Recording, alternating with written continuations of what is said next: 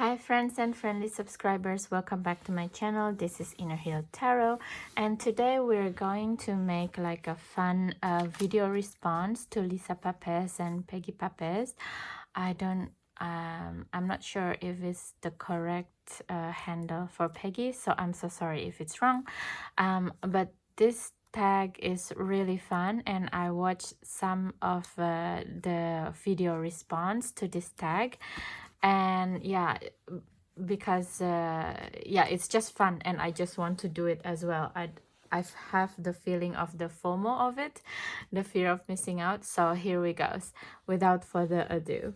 And if you're new to my channel, welcome, and please subscribe, share and comments if you like this video, because that's the easiest way for you to help me to keep growing on my channel and further out the exposure. And if you're not new to my channel, thank you so much, and I hope you enjoy this video, guys. And let's do this. So the 21 tarot questions was accidentally created when they have a live with when Lisa and Peggy have a live streaming, I believe. And then like Peggy said to Lisa, why don't we make it into a hashtag? And she did, and it's created a wave of response from others. And it's actually about 21 tarot questions that her community came up for her. So it's have like 21 prompts. The first prompt is, and I will put this description of the prompts in all of this 21 question in what do you call it, in my description box, so that if you're curious about the deck in itself, you can see the whole flip through and my personal take, hot takes and what have you. Okay, but on this video I'm just going to like flip it through very quick and give the reason why the answer is as it is. So the first prompt is deck that people have to pry of your cold dead hand. And this question is without any doubt, is this guy, this girl, or whatever it is. Why? I tell you why. And I have like the shadow edition of a Sakisaki, which is also one of a kind, and then the original Sakisaki tarot in itself. I have to say this deck, and also I have interaction with Monica Kliosaki, who's the creator and the owner of this deck. Not owner, but she created this deck from the Sakisaki Tarot in 2002, 2003. And I tell you why, because this deck is just one of those decks that's still relevant even a gazillion years after it's created, for me anyway. And also because the creator itself is like working her magic in a very creative, first of all, very creative way, and also she has a very high ethic in doing her business. She's not joking when she does something, and I really appreciate that. And the level of engagement that she does is very understandable, that her deck is still very relevant, even though it's been out for so long. And it's also for some, like, not some reason, but she's doing with the production so well, so that it's never been copied. I never seen like the fake deck of this deck. It's really beautiful. Also, like, I really love the way that she handled failure, because the Haunted Sakisaki, which is the shadow edition of this deck, is actually a misprinting.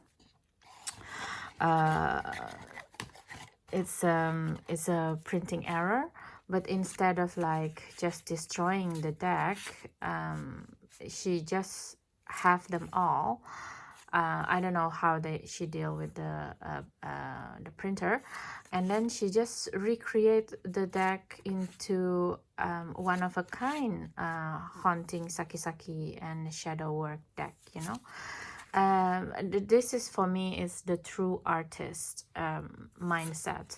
You don't fret, you don't destroy things that's meant for you to deal with, but you kind of like transmute the energy, you know. This could be, you can see this as a failure, right? Even the backing, it's like really weird, but if you see it in a different way and you work with them, of course it's become one of a kind collectible arts, you know. That's what being an artist is about. And for that, these three decks people have to pry from my dead body.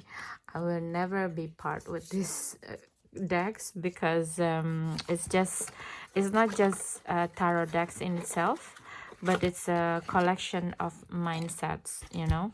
And I don't think you can put money on mindsets, so that's one of the reason yeah, I will never let it go. Okay, moving on. It's a bit hard because I just opened like 3 decks. Hold on a minute. And also, what I want to say is the new edition of the Saki Saki is the I'm the Artist Tarot. If you're following Monica on her own channel and her social media, she gave a lot of explanation how the the Artist Tarot is the healing journey for her, from the Saki Saki Tarot into the I Am Artist Tarot. It's just really beautiful. She's such a beautiful soul. I wish her well, and I'm looking forward to talk with her more soon. And just yeah, anyway, I just in love with these 3 decks. I have no other words to say, and it's really worth my while to collect them. Okay, so this is prompt number 1.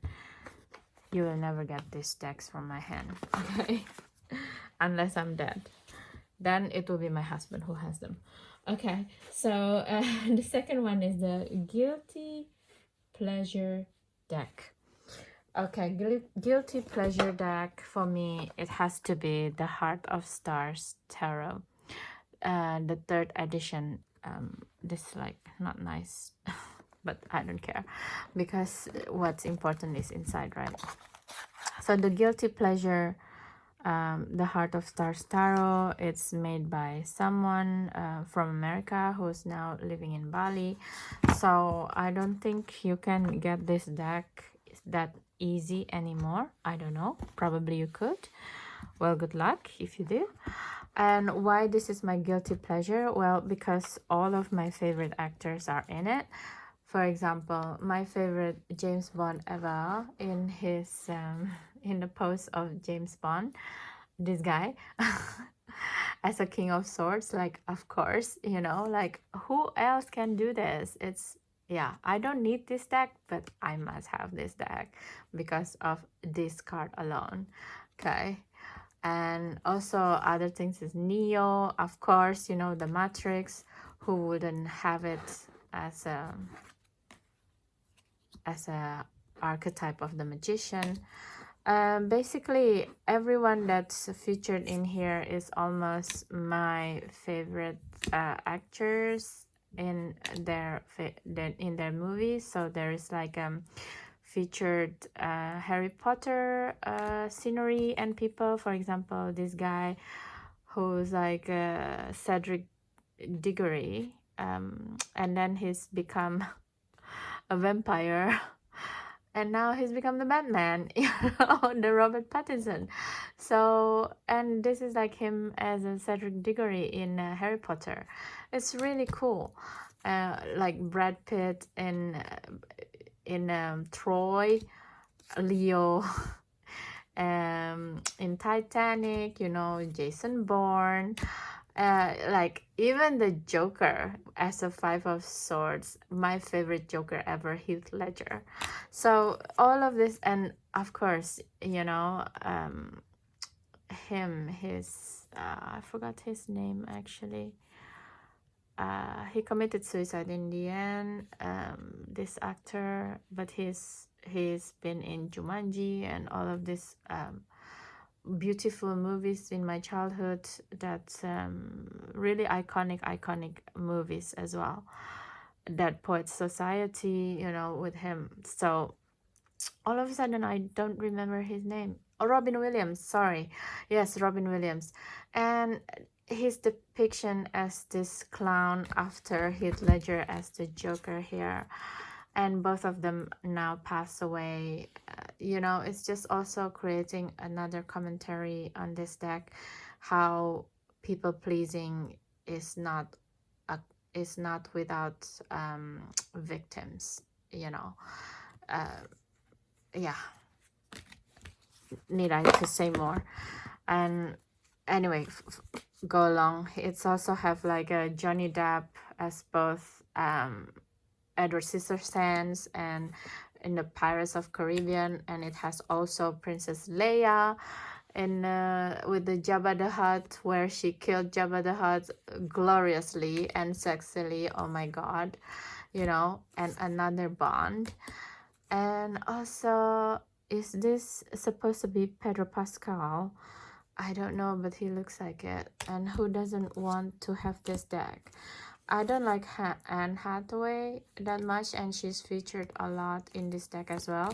But I don't mind it because there's so many other actors that I like. Meryl Streep. This is in Mamma Mia. Who doesn't want this as death? Seriously. So this is my guilty pleasure deck for sure, because it's not sexual, but also at the same time it is, without being very gratuitous, without being very sexual, but it's very evoking a sensual pleasure inside of you, I feel. And also at the same time, some cards is like evoking inner child work.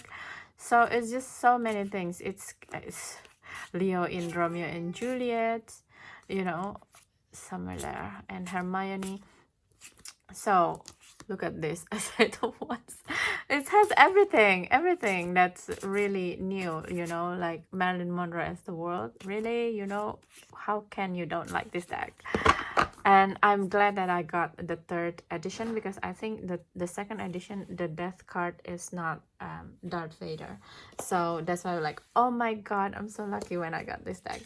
So that is my guilty pleasure deck, Heart of Stars Tarot. Okay, from number 3, deck you wish existed but not yet is Mandalorian Tarot. Okay, someone really have to make a Manda Tarot, okay? Because at this point, this is already season 3. It's already done. We had the season 2.5 in Book of Boba Fett series. Someone just have to make it, okay? And I had like someone made the Star Wars Tarot, and also like you can get a little bit of nudge here, but I didn't buy that one because seriously, that artist put Jar Jar Binks as the magician. I mean, really, there are like a considerable amount of people really hate Jar Jar Binks, including me. I'm not hating him, but first of all, Jar Jar Binks is not a real character. That they created this character in bad CG. First of all, there is no actor involved. It's complete CG, right? So there's, if you're not convinced, you can check in YouTube. There are a lot of like movies of the Phantom Menace episode 1 to 3 without Jar Jar Binks in it, and it works perfectly fine. And to have him as the magician in this Star Wars Tarot, for me, is just like a big insult, an added salt to my injury of the unnecessariness of Jar Jar Binks in Star Wars lore. So that's why I will never buy that deck.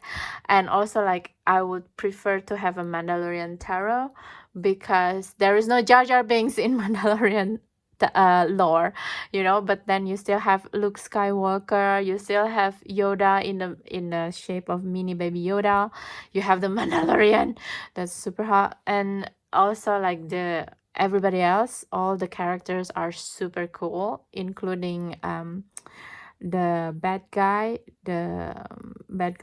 Moff Gideon, who's also like this bad guy in Breaking Bad. I really love that guy. I really love him as an actor. Katie Sackhoff, of course, she's in Battlestar Galactica, and now she's the superstar in this series as well, you know. So please, someone make a Mandalorian tarot deck, please, and not the pip deck one, but somewhere along RWS clone, or you make it yourself as well. I don't mind it. Just don't put Jar Jar in it. It's disgusting. Okay? Alright, so that's the deck that I wish it existed. Okay, so prompt number 4 is deck that I would give to a new tarot reader. Okay, so if there is no constraint on budget, I will suggest this Moon Baby Tarot. Why? Because this is like it's a nice Rider-Waite-Smith clone, and it's derived from Hoi Polloi Tarot. That's now it's out of print. Come from the 70s, and so the artist of Moon Baby Tarot, which is who is this guy again? Brent Palazzo. Okay, so what he did is he reshaped the Hoi Polloi Tarot and also recoloring them. And I will suggest the second edition one, because why? I tell you why. Because it has the orange color, and for me it's very close to second chakra, Swadhisthana chakra, which is evoke a lot of creativity. Where is the creativity in this body, in your body that got stuck or something like that, you know. And also another color is going to other chakras as well. When I read with this deck, it's very interesting because sometimes I just don't see the other color of the spread. Sometimes it's overwhelmingly green, which is like can connect with the heart chakra. Sometimes it's very pink or very purple. It goes to the sixth chakra, Ajna, or sometimes it's blue. So it's something like I need to say something to someone, you know, that it's not coming out.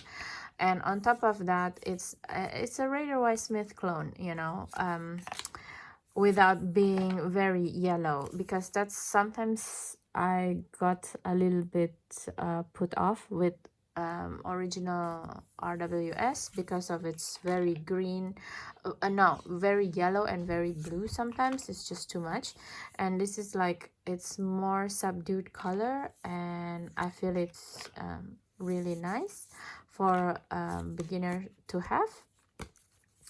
And on top of that, you're learning tarot, right? So it's I know it looks like medieval, and probably other people say, oh, just use this one, that one, because it's modern. But for me, if you learn tarot, it's better to learn from one of the root, you know. And RWS is actually the newest root of tarot, right? If you want to go together with the Thoth Tarot, I mean, sorry. But if you like want to go further, you can learn from Tarot de Marseille, or you know, with the pip decks, or even with the Italian ones. I forgot the name now.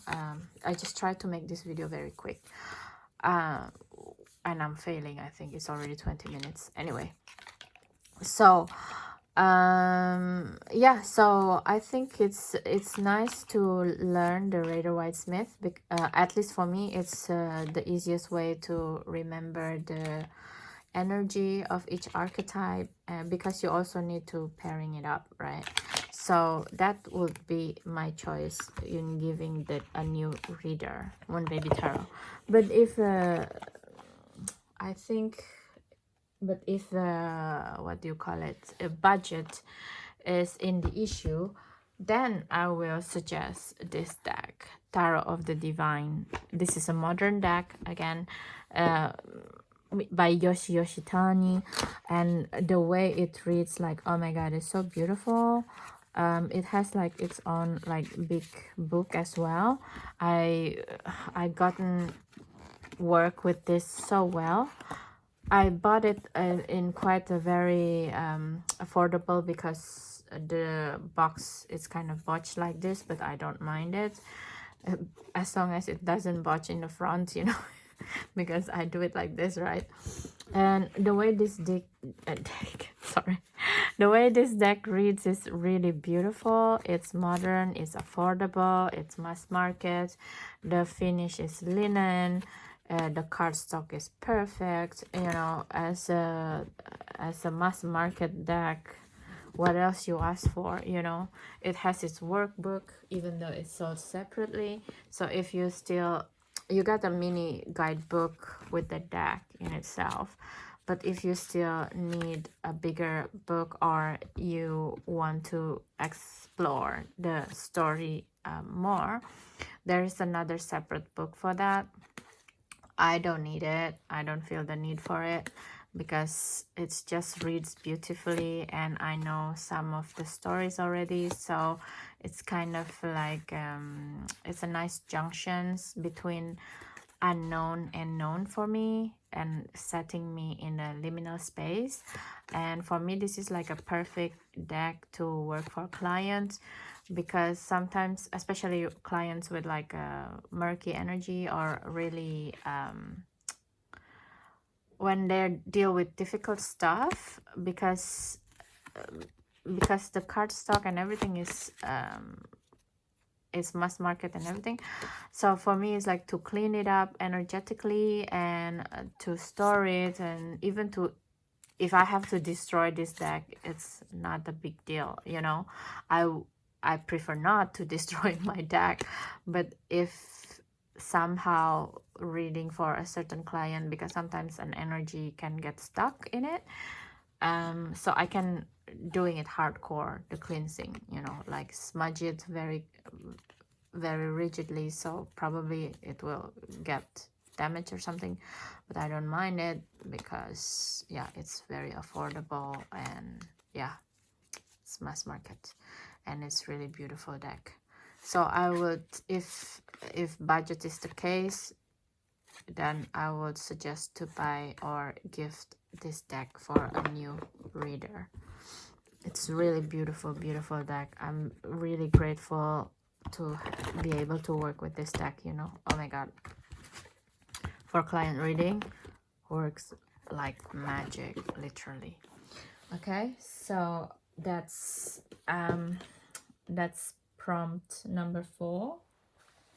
And prompt number 5 is deck you want to get along with but never did. I have to say, unfortunately, it has to be this guy, the Elements Tarot. I just made another video of this guy saying, asking this deck if I should back the new Kickstarter campaign that they make about the Alleyway Tarot and Oracle deck, which is not the Alleyway Tarot, is not the Element Tarot, which is this one.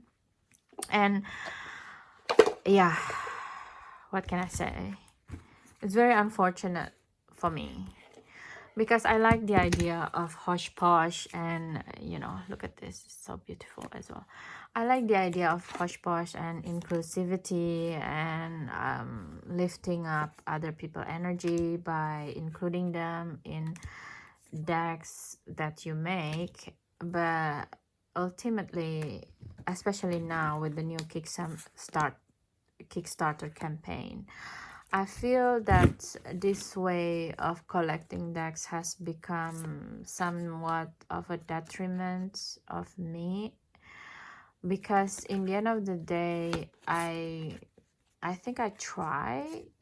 I even go and become a member of their group, the Magpie group, the Elements Tarot group, actually, in social media. And I tried to make a collection, build a Magpie deck of that cards, because apparently that card is one of the most favorited Magpie deck collection by everyone. I even made this death card by myself from the Unknown Tarot. I redo the coloring and everything.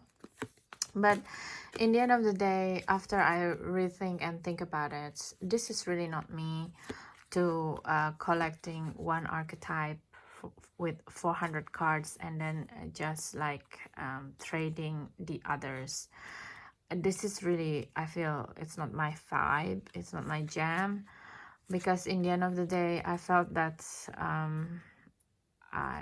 I using too much time and resources just to have the certain kind of a certain kind of archetype, just because, just for the sake of it, right? And it feels to me that it's hinting into a territory of a hobby instead of using the deck for actual reading and actual working. But I might be wrong, you know, because also like this is very now, right? This type of situation, it's very, very now, which means that a lot of our life, instead of comes in one big bulge package, has become snippets, you know, in everything. We don't work in a company for 20-30 years anymore in our lifetime. We probably work for 10 companies in a span of 3 years at a time, or you become freelancer. There's so many different things going on in our life now. It's just the kind of modernity. Even though you live in a small villages or something like that, there's just, the world is just more interconnected. Therefore there's a lot of more experiences disjointed from, you don't know the history of something, and then you just jump into one moment and then you go again, right? So this is a very now energy in the 21st century, and I embrace it, you know. That's why I really work with it. I try, I even work very closely with the guidebook, make notes, you know, you see, make notes with them. What do I think about each card? But in the end of the day, if it doesn't work, it just doesn't work. And it's become like one of my collection as well. Yeah, I don't condone it, but also like with the gazillion cards in one deck, it's harder for counterfeited, being counterfeited or being faked, right? It's really hard to sell this many cards for £5, for example. But yeah, for the actual workings of divination or client work, I can't see how I can make it work. Maybe you can tell me if you really work with this for client readings, or even for like if you're a tarot reader who work in parties, you know, this is can be fun as well. But for me, it's just sitting pretty most of the time. And yeah, I don't think I'm going to back the latest edition one of the Alleyway Tarot and Oracles, but it's a good collection. Okay, it's not a dish. All right, so okay, so number 6 is deck. Prompt number 6 is deck you only keep for the art. So far, I work with most of my deck, but I must say this is the deck that I only keep for the sake of the art so far. Why? Because first of all, I have some decks that I prefer to work with more. And second of all, look at this, is really beautiful with the autograph of every person who work with in this deck, collaborators. And second of all, it's kind of hinting again, going back to the elements tarot, it's the feeling of collaborative deck, that there is the energy, disjointed energy about it, that's it's kind of hard for me to work with sometimes, you know. I mean, it is in one theme at least. It's about astral or like work with the our galaxy family at least, which is why I got this one deck, because they have other decks as well. They have the water deck, the ecological, the earth, the magical, but yeah, I tried this one first to see how am I vibe with it, and so far I'm not really vibing with it outside of just collecting the name of the artist and the artwork in itself, which is in itself is really beautiful, but I really need to put some times to work with this deck. So that is prompt number 6. And yeah, collaborative art deck is really hard to make right, I think, you know. Just the energy, just too many different point of views and energy. It's not easy. Okay, so number 7, deck that you buy because other also buy it. I have to say, this is the deck, Tarot of Tales tarot deck. But I'm not complaining at all. I bought this deck because I really like the idea of fairy tales as a tarot deck. I did Fairy Tales Tarot energy pairing from Baba Rock Studio and Lisa Hunt, for example. There's just something about having tarot deck as a fairy tales that's really work well with what I'm doing as a reader as well, because I'm concentrating in certain things. So, and I really love the way things are depicted in this deck, because it's very Victoriana in a way, but at the same time it's animalistic as well. It has everything. I think it's giving you the vibe of a certain tales in tarot, but at the same time not really. So it's kind of feeling that you can insert your own story in all of these cards, which is great and beautiful. So yeah, the only thing that I would say, it being a mass market deck, is like it's too big, the black border, because it's already have border in it, and I wish they just expand this border out so we have more pictures.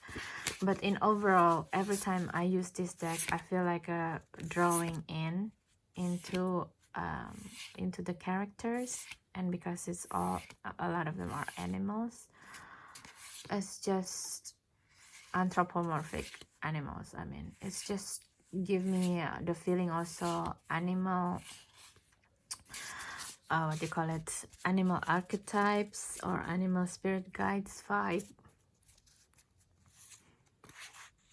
Yeah, I don't know what else to say. It's beautiful, and I'm glad I bought this, and after I'm seeing other people buying it as well. Yeah, so moving on, prompt number 8, deck that baffles you. I mean, I'm kind of thinking about this question. What does baffles even mean, right? It's like you're really out of words or something. Yeah, maybe Yeah, let's go there. Okay, the deck that baffles me the most that I have in my collection, that I didn't know what I'm getting when I'm buying it, it has to be this one. Dominic Murphy, The Lost Tarot deck. Okay, this deck is so insane. Because first of all, I don't think this is like 78 cards. The naming is like really weird, and it's kind of like a shadow work deck, but at the same time not really. Secret Tarot, not the Lost Tarot. The Lost Tarot is a different one, sorry. So it's Dominic Murphy's Secret Tarot. And it's just, it has some major arcana in it, and it doesn't come with a guidebook. So if you want to have the guidance, you have to enter his website, apparently. That makes very confusing guidance in the guidebook, online guidebook, basically. And yeah, I just lost forward for this deck, you know. I like the arts, the feeling. It's kind of remind me of Deviant Moon Tarot, but it's also the same kind of like weird vibe, creepy vibe. But at the same time, it's just really baffling, and I don't know what I'm looking at whenever I try to work with this deck, you know. So it's just also sitting pretty as one of my collection of tarot decks that I never use. I just like flipping it through whenever I would like to do it. And yeah, this is baffling to me. This deck, I don't know what to think about it, you know. First of all, yeah, I don't know how to relate to it, basically. But it's a nice piece of collectible art, and it's quite affordable, actually. It doesn't, you know, rob your bank. So why not having one? Baffling deck. Yeah. So moving on. Prompt number 9. Decks that surprise you. Decks that surprised me, I have to say, is this beautiful Jonasa Joss, the 7th Jonasa Joss Tarot, the 7th edition. Why? Because I always seen people selling their collectible Jonasa Joss from 1st edition, 2nd, 3rd, whatever color. And I never had the inclination to have her deck before, because I don't know, just the color is not for me. Like, I think the 5th edition is too green, the 3rd edition is too red, and so on and so forth. But when I see the 7th edition and what they did with the gilding, look at the gilding color, it's perfect. It's like, it's just merged as if the gilding came from the back of the deck, you know. And because of this gilding, it's the production was held up, because it's also, I think it's a handmade gilding. It's like, so yeah, it's whole another issue. But when I see it, it's like, oh my god, I really want this, because this deck is like perfection of color combination for me, for my eyes. And also the shape of it is very phallic in a way. It's beautiful to shuffle. Cardstock is awesome. Look at this, and it's read beautifully. The first time I read it, I read for my friend, and it's just kind of singing to me what I need to say to her, and some referential that she never told anyone, that she only have with this other person, like she's asking about. And it just came to me, and she was like, I can't believe you can say this. I never say this to anyone. It's only between the two of us. So for me, it's like, it's really surprising because from a deck that I never have inclination to have, I didn't like it. I don't like this color scheme into something that I lost over. I was waiting hour by hour, minute by minute until the pre-sale was open, because at that point I didn't pre-book it. I didn't I didn't pre-book it, and so there was only 15 left that for sale at that moment with this kind of gilding, and I don't want the other gildings. So then I just really waiting. The moment it's pre-sold, I just hit click buy button immediately. I don't care. So yeah, because I truly believe in the color and in the design of this one, this edition number 7. So this lady or guy, and she autographed it for me, and she also gave this beautiful tarot mat for me included in it, and it's like, oh my god. And also she gave me some of the artwork as well, original artwork, and I was like, oh my god, I have to put this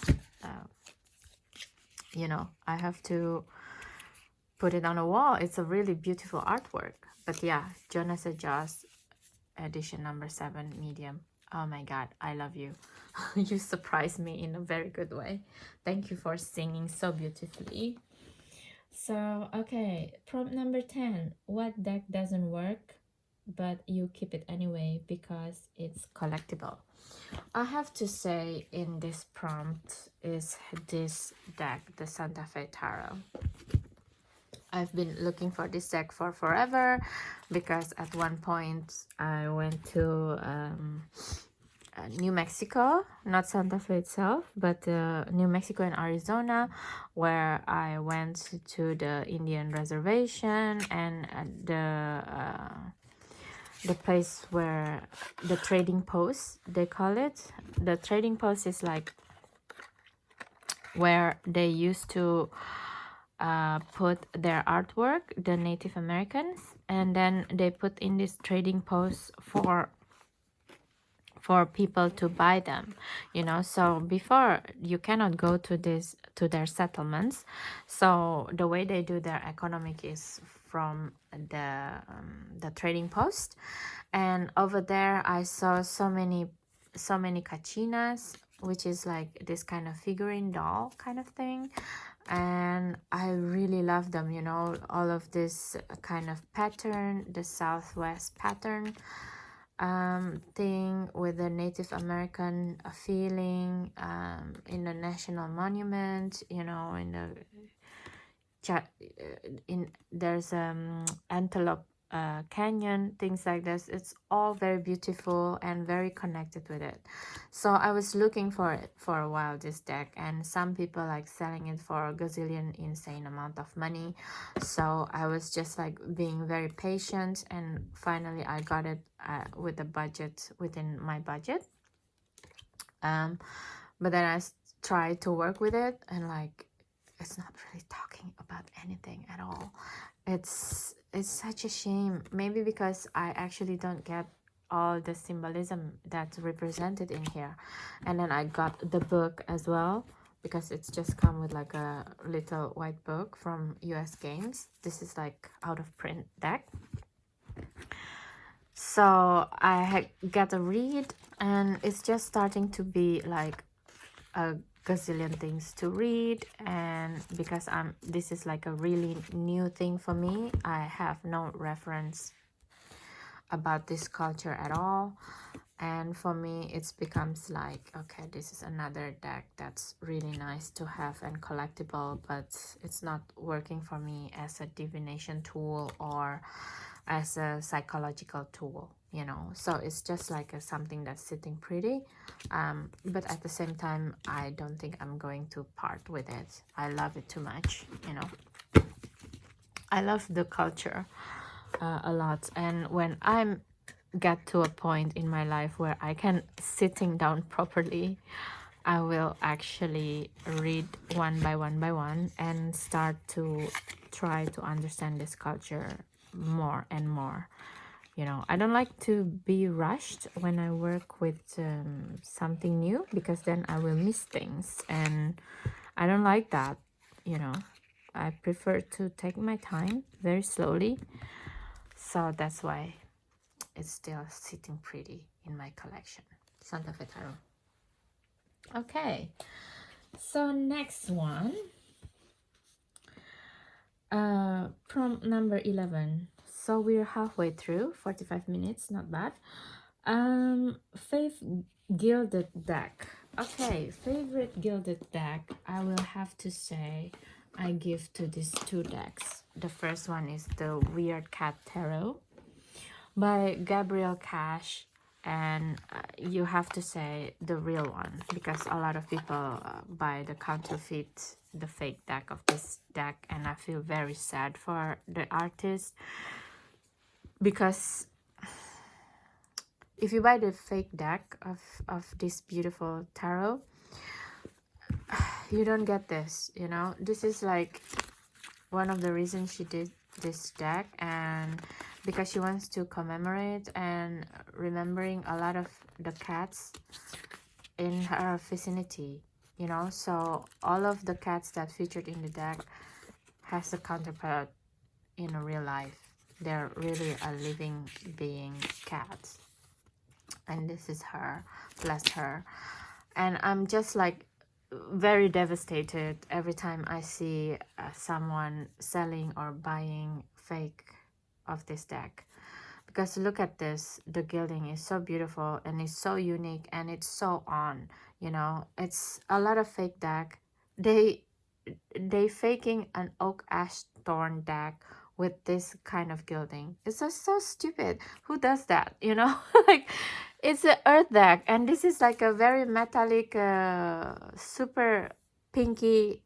It's, I don't know how people can do this, you know. Just buy a real deck, okay? And let's make this kind of ugliness gone forever. Look at this. When it's done right, even like a pink gilding doing gone very beautiful. And this is, I have this deck as a secondary, as a second deck, you know, second hand. And look at how still beautiful this gilding is. It's still so perfect. I don't know if the person who said it for me is not doing anything with the deck, but I do have reading with this deck several times, and it's shuffled beautifully. The gilding is very on, it's not catching. It's just really perfect, you know. So please just invest your money in real stuff, and let's help the real artists, you know, because it's a work of people, right? It's work of the artist to make sure that their gilding look perfect like this, with the backing like this. And she's featuring real cats on top of that. So please respect that and buy the real deck. It's no joke, guys. Let's do this. You know, that's my favorite gilding ever. And second of all, the second favorite gilding, I have to say the Yokai Yochi. The Yokai Yochi also gild very beautifully in this golden color, and it's also shuffles really nice. I have a lot of reading as well with the Yokai Yochi, and it's never tempered with the gilding, you know. Look how perfect it is.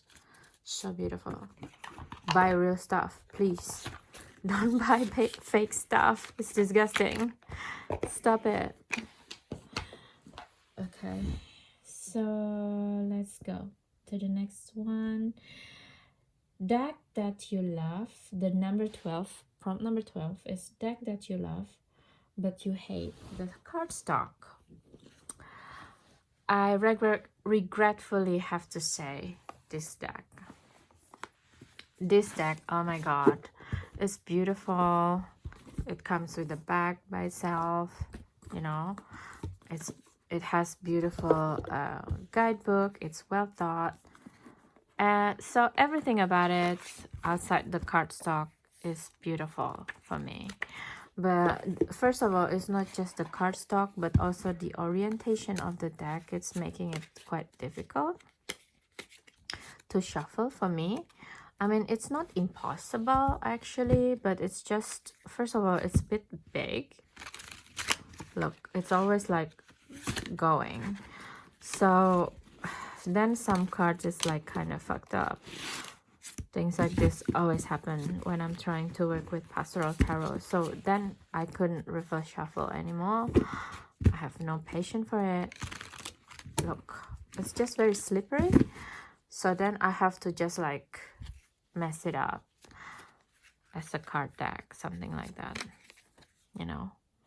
And the orientation is a bit bothering me a little bit. And to have a full reading with this deck is a bit cumbersome because you need a certain space to read with it.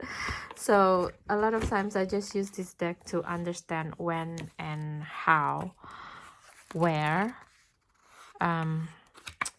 if I need to work in a certain kind of direction or energy. And it's a shame because it's really beautiful. It's Lisa Hunt. I would love to work with it a little bit more. But somehow I always refer to smaller deck in a way, and not too chunky and cumbersome when I have to shuffle them. So that is the cardstock that I don't like so much. But the deck itself in the concept is really beautiful. I love. So prompt number 13. Oh my god. Deck that gives you the creep of the willies. Oh my god. I have to say, I kind of creeped out by this deck. This is actually, ironically, the first deck ever that I bought, ever. I know that you're supposed to be gifted tarot deck, but I didn't know at the time, so I just bought one for myself. And it's kind of creeped me out to begin with, because prior to buy this deck, I had like a tarot reading, and the tarot reader said to me that your card this year, your energy is this card, this major arcana, right? And then I went to Taschen afterwards because it was having a sale, yearly sale for summer sale there. And then I saw this deck, this really particular deck. And then I open it, and when I open it, lo and behold, this is not the energy, but lo and behold, the first card is that energy. And I was like so creeped out. I was like, what the hell, you know? And then so like, but that doesn't deter me then, and I just buy it. And for a while I just start working with this deck, and I didn't know the beginner or something like that. I didn't know tarot was so popular in YouTube and in social media. I thought I was alone in this. And so I just like started my journey alone.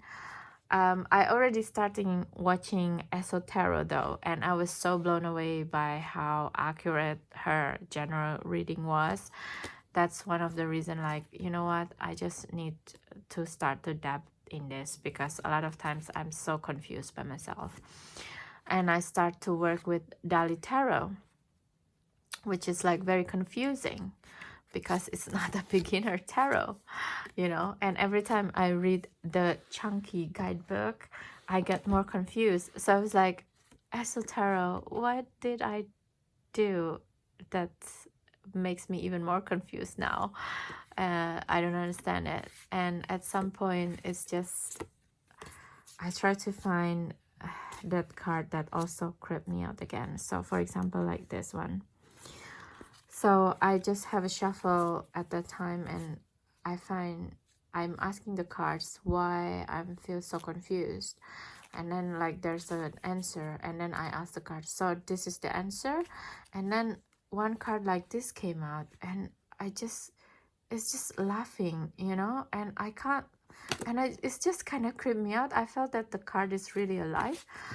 It's like, then I felt creeped out, and I don't work with Dali Tarot for a while.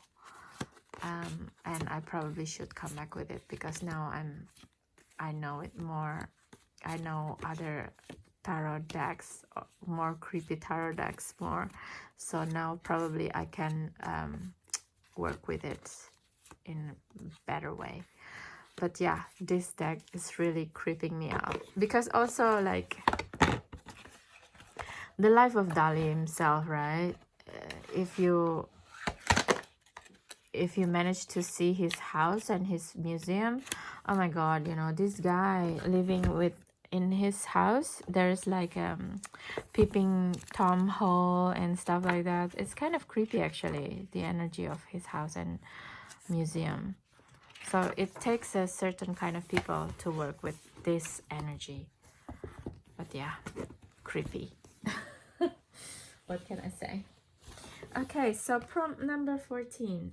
Favorite deck for shadow work. Oh my god, shadow work. Well, how can I start? First of all, I work with different deck for different seasons for my shadow work. So let me just go through it, because we're almost 1 hour now. The first is the Stolen Child Tarot. Is the go-to deck for me for springtime shadow work, because of the beauty of it, you know. It's just have this fairy feel, and it has a lot of like inner child work that also have flowers. The colors is very spring. Yeah, it's just very appropriate. And a lot of times I feel that in the springtime I have this tendency of like very sluggish from the coldness of the winter. So it's just giving me zest, you know, to come on, let's go, let's get up kind of thing. So this is my spring shadow work deck, the Stolen Child Tarot. My summer one, I have to say, is the Myth and Legends Tarot. This is a new one. Before I only work shadow work also with Dali Tarot actually. And also this deck is one of my favorite shuffle and gilding actually. Also look at the gilding of this deck, is so beautiful. Even though it's dark, you cannot really see it. It's metallic, it feels good in your hand, and the way it's telling, it's not just it feels very summery, kind of like darkness in summertime kind of feel, that it's not really dark, but also it can be scary, you know. It's just kind of like this summer blockbuster about you know, like Scream movie, something like that, because in the summer a lot of the cinema do scary movies, right? So this is what it feels to me. It's like, it feels like a summer scary movies deck, which is good for shadow work. Okay. And I'm really looking forward for her new deck, the Earth Arcana, and also the updated Water Ocean Arcana. She's so talented, this artist, Taylor Byrne. Beautiful work. So the autumn one for my shadow work, it's the Lubanco Tarot by Emily Lubanco, another very talented artist, and another very beautiful gilding on her deck. You know, it's the autumn time. It's more it's darker, quicker outside, but at the same time with this kind of like orange is reminding me of pumpkins, like time to harvest. but what is your harvesting actually this year, right? So it can be a lot of things, and the artwork of this deck is so sublime. And also this deck is also one of the deck that has a lot of counterfeit right now. If you're buying this deck, just see the gilding should be perfect, pearly silver like this. And also the box is not upside down, but it's more like magnetic tuck flip like this. Yeah, it's not really easy to find a real deck of this one because it's recently out of print. But yeah, I really love to work with this deck, and if you're lucky enough to find it, I recommend you buy it, because this is one of those decks that doesn't hold back. And Emily refuses to edit down her thinking or her images just to make it more palatable for people, and I commend her for that. That's why this is one of my favorite deck ever, not just for shadow work. And the last one, the winter shadow work deck, is Tarot of the Crown by Ellen Lorenzi Prince. Yeah, I got the 3rd edition, and yeah, it's just really creepy. So a lot of creepiness, and on top of that, it's so dark and it's winter. To me, it's perfect for a lot of shadow work. It feels so goth in a way, and it's so like culty as well. Yeah, it's very beautiful. So that's my 4 favorite shadow work deck. Okay, so moving on. What prompt number 15, what deck you love in theory but not in practice? I have to say, another Mesoamerican deck called the Sultan Tarot. So I was also this deck, I really wanted to work with it, but I could not, because the same problems with the Santa Fe. I just don't understand the imagery and the symbolism enough, even though I already bought the big book, The Flight of the Feathered Serpent, to work with it. And I have to dedicate, again, like the Santa Fe Tarot, dedicate a certain time to work with it, because I would like to know, there's a reason I'm interested in it. It's Mayan culture. It's part of my culture also, I believe. That's why I'm interested in relearning them and know the information in it, right? But not at this time. So it's also just sitting pretty in my collection. I don't feel guilty though, because at some point I will do it. And whenever I say this to myself, I don't falter from my will. So yeah, I just need the time, basically. Okay, moving on. Number 16. Prompt number 16 is the deck you won't use for other people or client. I should say for this one is this guy. And most of my Baba Studio tarot deck, I only use this deck for special clients or my friends basically, and people that I believe in or people that I love, because I don't want to taint the energy in the deck. And I also collect it as a piece of art, so I don't use it for just other people. I mean, I use it for other people in a way, then it's not really answering the question, but I only use it for me and my favorite people in my life, you know, certain people only. So that's it.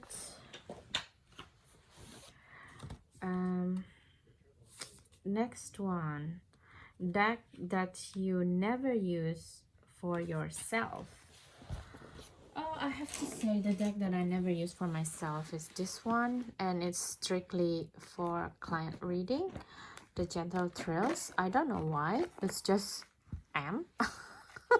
it's just like, because when I got this deck, I'm like, okay, this is my new working deck now, so let's do this. And it's, yeah, it's worked very well for a client reading actually. And I love the colorfulness of it, because also it's related to the chakra work. And somehow when I do a spread, I can see the tendencies with the color also. So yeah, and also it's a piece of art as well, affordable one because it's mass market deck. But yeah, I only use this for client reading, not to myself. Okay, prompt number 18, we almost there. Deck you can make yourself to buy. Okay, so this is very easy. Deck that I never gonna buy is deck that has like demon tarot on it, or Cthulhu, you know, CTHULHU,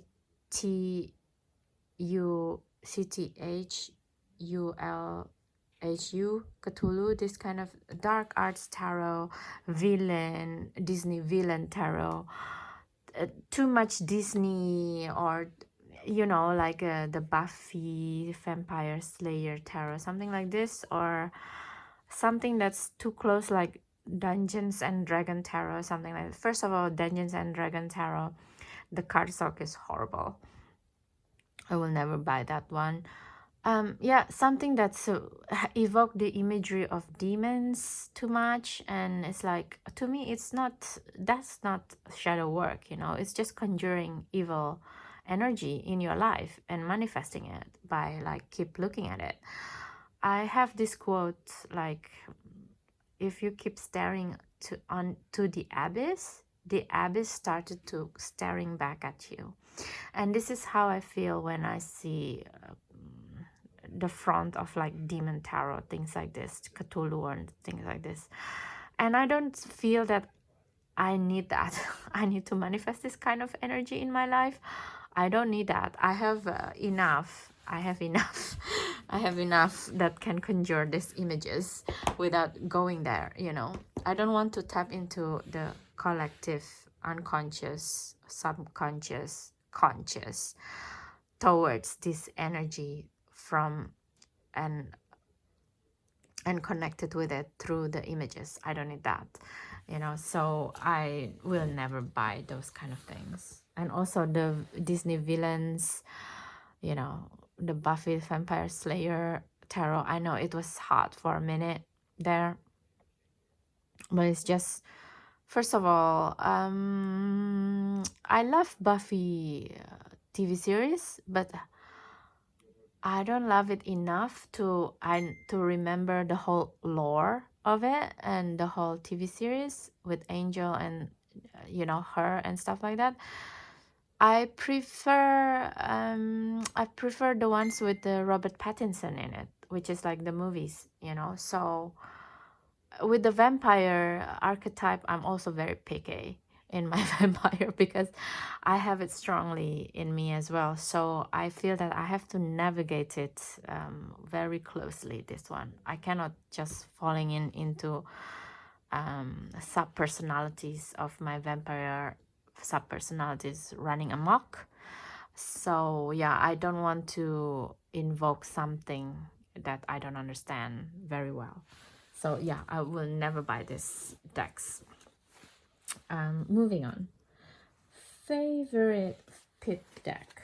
I must say, my favorite pit deck is the one that from the Tarot of Everlasting Day. You know, this is an AI deck that is just came out earlier this year, I think in February or January, something like this. And the author of this deck, which is Marcus Coates, is very clever because he created a two sides of the decks. One is with the imagery of the minor arcana. One is with more like a pippish feeling for the cartomancy. And I have to say, I really love the pip deck in this because it doesn't feel pippish. And it still have this consideration, you know. So for example, 3 of coins is different coins, different kind of feeling. 2 of coins are different again. A lot of the pip decks is just like a boring same coins over and over again, and this one doesn't. So it's kind of giving me excitement when I want to work with the pip, you know. It's beautiful, right? So that is my favorite pip deck. And it's surprisingly, it's an AI deck as well. What would you say to that, people? I don't mind AI decks because I used to work as a photographer, and a lot of time people say like, photographer who use Photoshop is not photographer, they're just amateur who try so hard. And it's the same now with the AI feeling. That's the same dish that I shade, you know. And I don't believe that. I think AI can be so much helpful for human life. And why wouldn't you want make things so easy if you can by the help of AI? We just need to make sure that it doesn't go rampant again. That's why we do the self shadow work, right? That's, you know, anyway, I wouldn't go so far. It's already more than 1 hour. But that's my favorite pip deck, Tarot of the Everlasting Day. Okay, number 20, finally, the deck. What deck that slap you with the truth? Oh my god, Becky. Acta Spaman Tarot and Oracle is insane doing this to me. I mean, I have another deck also, but this is also quite insane. And recently I work with the Mahayana Buddhism monk, which is my friend who's coming to my home from Nepal. And the intensity of this deck shouting at both of us on how to work is crazy. And also because it's both Oracle and Tarot. So it's really nice because the keyword is really beautiful and very hitting. You know, you just ask questions and it's just come with 1 or 2 cards and it will be like spot on answer. You know, it's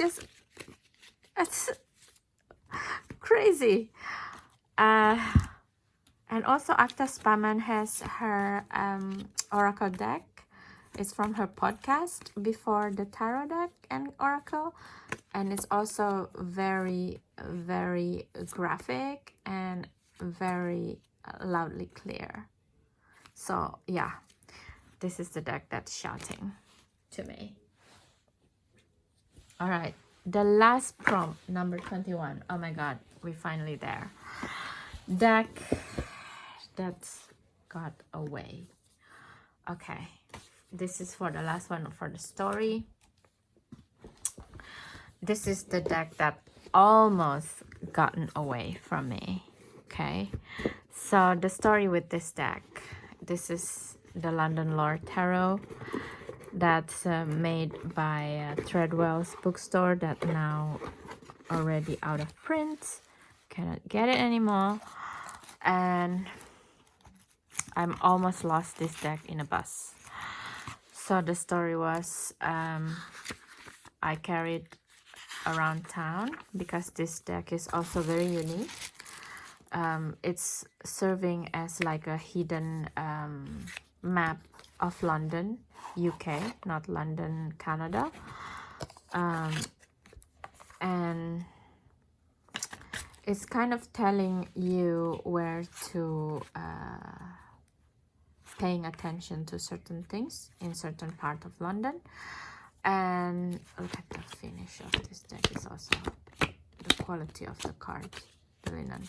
And one day I just take it out for a ride in the bus because I want to connect this deck with that particular place energy. And then I forgot the deck in the bus, and I was like so pissed off because at this moment, if you want to buy this deck again, first of all, it's out of print and not many people selling their copies, and yeah, it's just almost impossible, right? And yeah, I was just so pissed and annoyed, but at the same time it's like, you know what, maybe it's just this deck just need to go on a ride by itself, you know. And what can I say? And I called the bus company, I called everywhere that I went to, right?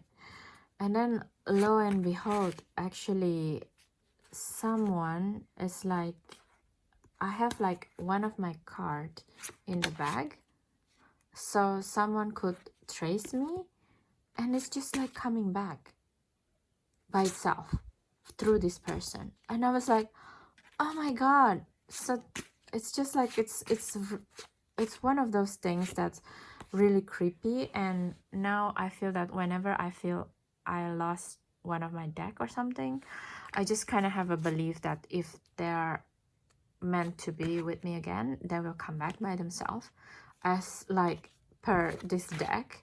And it's just like it's also kind of creepy to me how it's just decided to go from my hand and decided to come back. And because I don't know if anybody knows how rare this deck is, and if they do, they probably would sell them. But yeah, it's one of those things, you know. So this deck is like not got away from me, but almost. And I'm so glad that it still decided to work with me some more.